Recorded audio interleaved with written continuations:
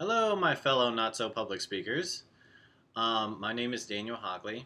I'm currently enrolled in the Recording Arts Associates program on campus, so I currently live in Florida. Um, I guess as far as my two biggest fears with public speaking are concerned, the first one would be the aspect of speaking in front of a bunch of people. Um, don't like being the center of attention. I don't like everyone looking at me. I guess judging and all that kind of stuff. But like most people, when it comes to talking in front of people, if it's a group of people that I know, like friends or coworkers or whatever, it doesn't really bother me. Maybe it's just because I kind of know the people.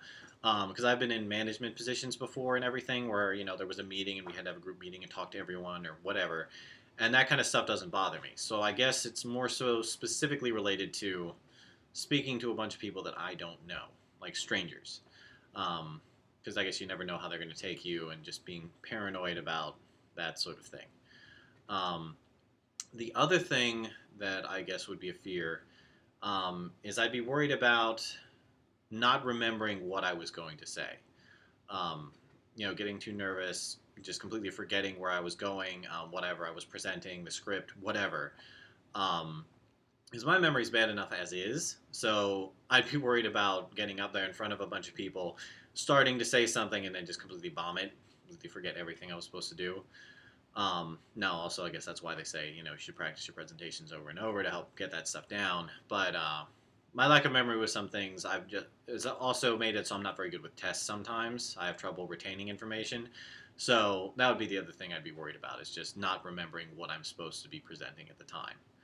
Um, Now, as far as the two articles are concerned on anxiety, the one thing that really stuck out to me was in the first article I read, which was the Four Ways to Quiet Your Presentation Anxiety, I believe is what it was called.